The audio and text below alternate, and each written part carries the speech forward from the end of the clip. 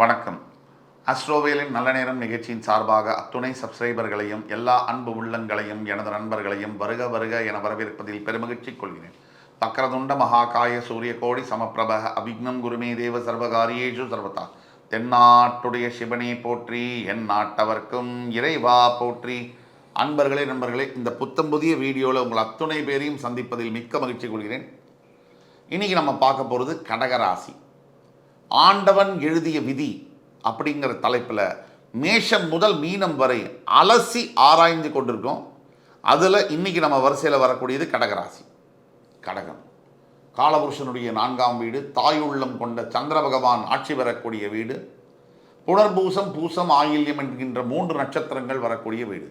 இதில் புனர்பூசம் என்பது குரு, பூசம் என்பது சனி, ஆயில்யம் என்பது புதன். குரு சனி புதன் சந்திரனுடைய வீட்டில். இந்த காம்பினேஷனை பற்றி தான் இன்றைக்கி பேச போகிறோம்.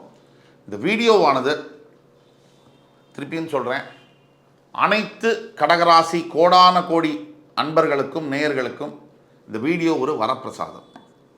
இந்த வீடியோவை முழுசாக பாருங்கள். உங்களுடைய தலை விதியானது என்ன, எதை நீங்கள் எதிர்பார்க்கலாம், உங்களுடைய குணாதிசயங்கள் என்ன, என்ன ரெமிடிஸ், என்ன சொல்யூஷன், தீர்வுகள் என்ன, அதை பற்றி தான் நீங்கள் பேச போகிறோம். இதில் ஒவ்வொரு பாயிண்ட்டும் முத்து முத்தாக கிறிஸ்பாக தெளிவாக உங்களுக்கு சொல்ல போகிறோம். உங்களோட தெரிஞ்ச ஃப்ரெண்ட்ஸில், ஃபேமிலிஸில், ரிலேட்டிவ்ஸில் கடகராசி என்பவர்கள் இருப்பாங்கன்னா தயவு கூர்ந்து அவங்களுக்கு இந்த வீடியோவை ஃபார்வர்ட் பண்ணுங்கள், ஷேர் பண்ணுங்கள். உங்களுக்கு இந்த வீடியோ பிடிச்சிருந்ததுன்னா லைக் பண்ணி, கமெண்ட் பண்ணி, சப்ஸ்கிரைப் பண்ணுங்கள். இன்னொரு வேண்டுகோள், நம்ம சேனலை எல்லாரும் தயவுசெய்து பாருங்கன்னா நம்ம கேட்குறது இல்லை. இந்த ஜோதிடத்து மேலே நம்பிக்கை இல்லாதவர்கள், ஜோதிடம் புரியாதவர்கள், அவர்களுக்கு தம்ப்நெயிலை பார்த்து நம்ம என்ன வேறு ஏதாவது டான்ஸ் நான் போட்டிருக்கோம், ஏன் இங்கே வரணும்? உள்ளுக்குள்ளே ஜோதிடமே பொய்ன்னு சொல்கிறதுல அர்த்தமே இல்லை. இப்போது எனக்கு ஒரு விஷயத்து மேலே நம்பிக்கை இல்லைன்னா நான் ஏன் அந்த வீடியோக்குள்ளே போய் அது பொய்ன்னு சொல்லுவேன்? அந்த மாதிரி தேவையில்லாத நபர்கள் இங்கே வரவே வேண்டாம். யாருக்கு ஜோதிடத்து மேலே நம்பிக்கை இருக்கோ, தெய்வத்தின் மீது நம்பிக்கை இருக்கோ, வாழ்க்கையின் மீது நம்பிக்கை இருக்கோ, உங்கள் மீது நம்பிக்கை இருக்கோ, அவர்கள் மட்டும் இந்த வீடியோவை பார்த்தா தயவுசெய்து போடும். ஆக கடகராசி காலபுருஷனுடைய 4ஆம் வீடு. முதல் உங்களோட குணாதிசயம் என்னென்னா, பிரதர்ஸ் அண்ட் சிஸ்டர்ஸ், உங்களுக்கு தாய் உள்ளம் உண்டு. எல்லாரையும் அரவணைச்சு போகக்கூடிய தன்மை என்பது உண்டு. உங்களை பொறுத்த வரைக்கும் கடகராசிக்கு அனைத்து 11 ராசியும் உங்களுக்கு வேணும்.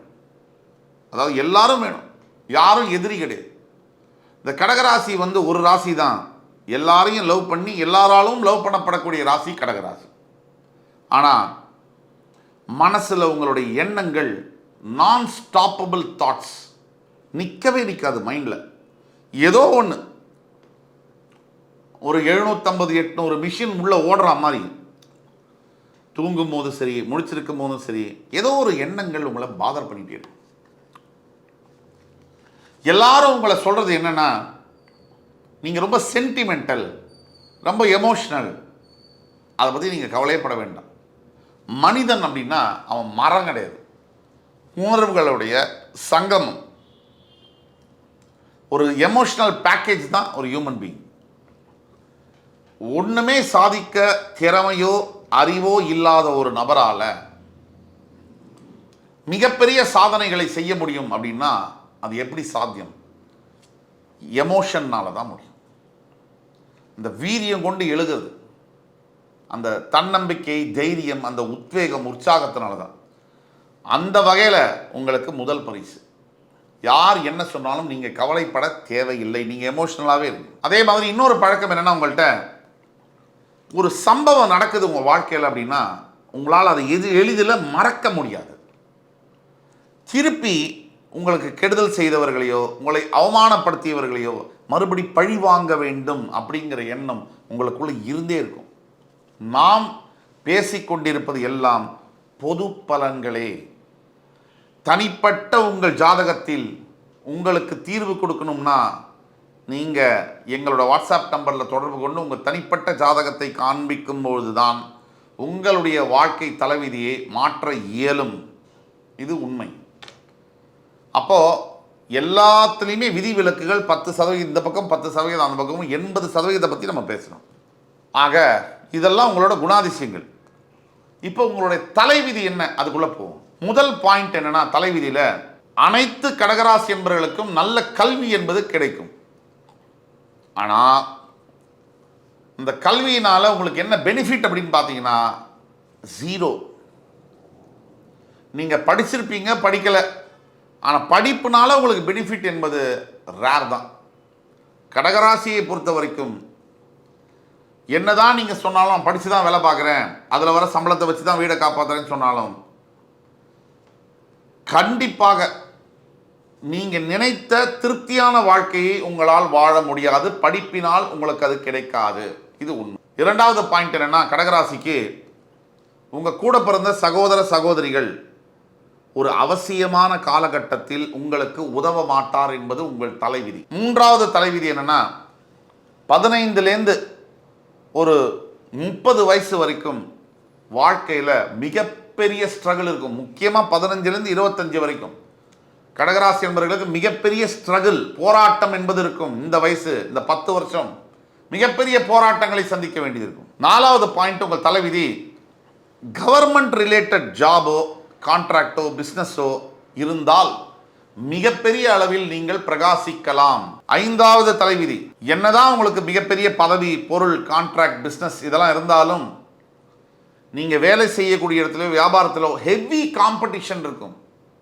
நீங்கள் வேலை செய்யக்கூடிய இடத்துல மிகப்பெரிய எதிர்ப்புகளும் எதிரிகளும், அதே மாதிரி வியாபாரத்திலும் கூட சூழ்ச்சி செய்யக்கூடிய, உங்களை கவுக்கலான்றக்கூடிய மிகப்பெரிய எதிர்ப்பும் எதிரியும் இருந்தே தீர்வார்கள்.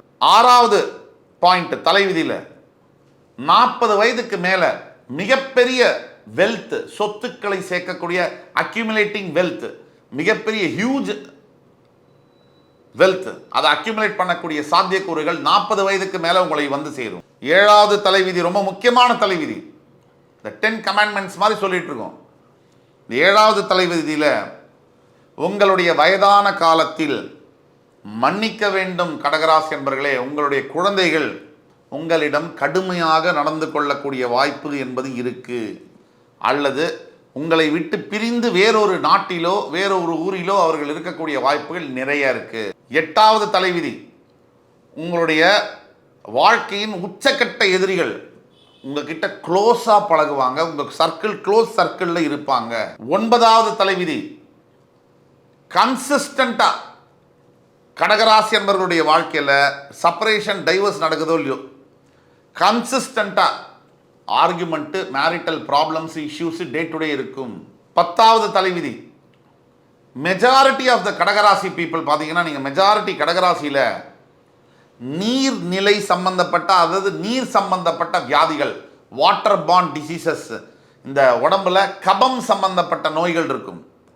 சளி தொந்தரவு, லங்ஸ் சம்பந்தப்பட்ட தொந்தரவு, நீர்நிலை சம்பந்தப்பட்ட ரத்த பிரச்சனைகள் சம்பந்தப்பட்டது கண்டிப்பாக கடகராசி என்பவர்களுக்கு இருக்கக்கூடிய வாய்ப்புகள் 100க்கு 99.99% இருக்கிறது.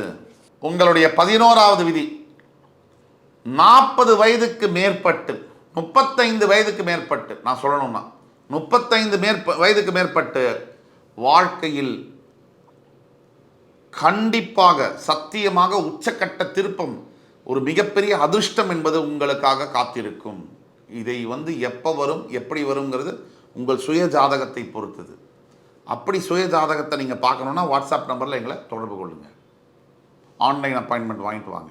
ஆனால் கண்டிப்பாக கடகராசி என்பவர்களுக்கு 35 வயதுக்கு பிறகு 45 வயதுக்குள்ளார மிகப்பெரிய லைஃப்பில் டேர்ன் அரவுண்டு, மிகப்பெரிய லக் என்பது, அதிர்ஷ்டம் என்பது உண்டு. 12வது விதி, எந்த அரசாங்கம் சம்பந்தப்பட்ட வேலைகளோ வியாபாரமோ உங்களுக்கு மிகப்பெரிய அளவில் உதவி செய்யும். 13வது விதி, 30 வயசுக்கு அப்புறம் தான் குட்டிகரணம் போட்டாலும் சரி, கம்ஃபர்டபுளான வரவு, வருமானம், இன்கம் 30 வயசுக்கு அப்புறம்தான் உண்டு.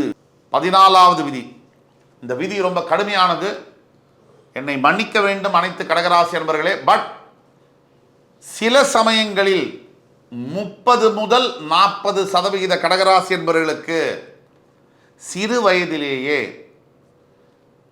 அண்ணா, தம்பி, தங்கை, அக்கா இவர்களை இழக்கக்கூடிய, சகோதர சகோதரிகளை இழக்கக்கூடிய வாய்ப்பு என்பது உண்டு. Possibility of losing a sibling at a younger age. கடகராசி வெரி ப்ரோன் இது வந்து உண்டு. கேன்சர் ஜோடியக் சைனுக்கு இது ரொம்ப உண்டு இந்த பாசிபிலிட்டி. நீங்கள் எதை எதிர்பார்க்கலாம், what you can expect in life, அதை பற்றி நம்ம பேசுவோம். அதில் வர முதல் பாயிண்ட்டு, ஃப்ரீக்வெண்ட்டாக நீங்கள் இருக்கக்கூடிய இடத்துல சேஞ்ச் இருக்கும்.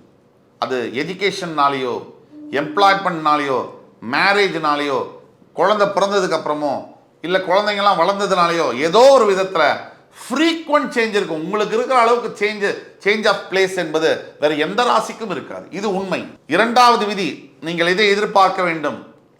குழந்தைகள்கிட்ட உங்களோட பாசம், பரிவு, அன்பு எல்லாம் அவங்க தான் எதிர்காலம். ஆனால் ஜாகிரதையாக 2 ஸ்டெப்பு விலகி இருக்க பழகிக்குங்க. இப்போ நீங்கள் பழகலைன்னா பின்னாடி வேதனைக்குள்ளாவீர்கள். இதை நான் ஆணித்தனமாக அழுத்தம் திருத்தமாக சொல்கிறேன். மூன்றாவது, நீங்கள் உங்ககிட்ட இருந்து எதை எதிர்பார்க்கலாம், கான்ஸ்டன்ட் கன்ஃபியூஷன் இன் டிசிஷன் மேக்கிங்.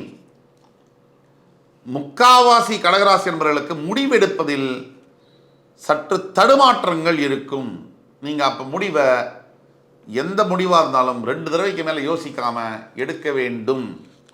அந்த முடிவில் தீர்க்கமாக இருக்க வேண்டும். அதே மாதிரி எதை எதிர்பார்க்கலாம், நான்காவது, கல்யாண வாழ்க்கையில் நீங்கள் யாரை கல்யாணம் பண்ணாலும் சரி, அவங்க வந்து பேரழகியோ உள்ளூர் கிழவியோ, பேரழகனோ உள்ளூர் கிழவனோ யாராக இருந்தாலும் நீங்கள் கல்யாண வாழ்க்கையில் அவங்க உங்களை புரிஞ்சுக்குவாங்க, உங்களை புரிஞ்சு சப்போர்ட் பண்ணி கோஆப்ரேட் பண்ணுவாங்க அப்படின்னு எதிர்பார்ப்ப தயவு செய்து விட்டுடுங்க. அது இந்த ஜென்மத்தில் நடக்க போகிறதில்ல. காலப்போக்கில் ஒரு 50 வருஷத்துக்கு பிறகோ இல்லை 55 வயசு ஆனதுக்கு பிறகோ தன்னால் நடக்கலாம், தசாபுக்தி காரணமாக. இப்போ நான் சொல்லக்கூடிய பாயிண்ட்லேயும் விதி விலக்குகள் உண்டு, அது விதியாகாது. இந்த பாயிண்ட், இப்போ சொன்ன பாயிண்டில் இன்னொரு விஷயம் என்னென்னா, என்ன சார் வாழ்க்கை துணை சரியில்லைன்னா எப்படி சார் வாழ்றதுன்னா, you should learn how to handle this. இந்த வாழ்க்கை துணை கணவரோ மனைவியோ இதை இவங்களை எப்படி கையாளணுங்கிறது தான் கற்றுக்க முடியுமே தவிர செப்பரேஷன் டைவர்ஸும் அதிகமாக பாசிபிலிட்டி கிடையாது. ஸோ இந்த வாழ்க்கையிலே தான் இருக்கணும், ஆனால் அதில் எப்படி வாழணும்னு நீங்கள் கற்றுக்கணும். ஐந்தாவது, எதை எதிர்பார்க்கலாம், ரொம்ப பெரிய பாசிட்டிவ் பாயிண்ட்டு, சடனாக உங்கள் லைஃப்பில் பணத்தில் வாழ்க்கை தரத்தில் மிகப்பெரிய மாற்றங்கள் வரும்.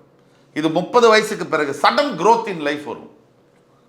திடீர் டேர்ன் அரவுண்ட் இருக்கும் வாழ்க்கையில். திடீர்னு நார்மலாக ஒரு ஆட்டோ ரிக்ஷாலே போக முடியாத ஒருத்தர் BMW காரில் போனார்னா எப்படி, அது நடக்கும். இது வாய்ப்பு இருக்குது. இப்போ நம்ம ரெமெடிஸ், தீர்வு, பரிகாரத்துக்குள்ளே போவோம். முதலாவதாக நீங்கள் செய்ய வேண்டிய பரிகாரம், மறக்காமல் ஒவ்வொருவரும் ஆலங்குடியில் இருக்கக்கூடிய குரு பகவான் ஸ்தலத்திற்கு புதன்கிழமை ராத்திரி சென்று தங்கி வியாழக்கிழமை காலையில் அவருக்கு அபிஷேகம் செய்து வழிபடும் பொழுதும் மஞ்சள் வஸ்திரத்தை தானம் செய்யும் பொழுதும் வாழ்க்கையில் மிகப்பெரிய ஸ்திரமான மாற்றங்கள் வரும். இரண்டாவது ரெமெடி, இரண்டாவது பரிகாரம், meditation is a must for கடகராசி பீப்புள். மெடிடேஷன் இல்லாமல் உங்கள் வாழ்க்கையை நீங்கள் நடத்துறதுங்கிறது, பீஸ்ஃபுல்லான காமான லைஃப் வேணும்னா மெடிடேஷன் மஸ்ட். மூன்றாவது, உங்களுக்கு இருக்கக்கூடிய ரெமெடி, தயவு கூர்ந்து over thinking, avoid over thinking. தேவையில்லாத சிந்தனைகளை வைத்துக் கொள்ளாதீர்கள் கடகராசி அன்பர்களே. நீங்கள் திங்க் பண்ண எல்லாம் சரியாகவும் நினைப்பீங்க, அது இன்னும் உங்களுக்கு ஹெல்த் பாதிப்புகளை தான் உண்டாக்கும். நான்காவது, உங்களுடைய விதி உங்களுக்கு தெரியும். விதியை மாற்றுவது என்பது இம்பாசிபிளுக்கு கொஞ்சம் பக்கத்தில். It is not impossible, but இம்பாசிபிளுக்கு கொஞ்சம் பக்கத்தில். Close to impossible but not impossible. அப்போது எது நடக்கணுமோ அது நடந்தே தீரும். எது இருக்கோ அது மாற்ற உங்கள் ஒரே ஒரு விஷயத்தினால மாற்ற முடியும். விதியை மாற்றுவது என்பது தியானத்தால் முடியும். தொடராக தியான பயிற்சி மேற்கொள்ளும் போது விதியை மாற்ற இயலும். அதே மாதிரி கடைசி பாயிண்ட், ப்ரீமியம் லைஃப் உங்களுக்கு வேணும்னா கேரண்டீடாக தொடர்ந்து நீங்கள் கடவுள், அதாவது தியானத்தை செய்வது, தியானம் செய்வது, அதே மாதிரி கடவுள் பக்தி, ப்ரேயர்ஸ், உங்களுடைய ப்ரேயர்ஸ் மூலியமாக தான் உங்களுக்கு கண்டிப்பாக ப்ரீமியம் லைஃப் கேரண்டீடாக கிடைக்கும்.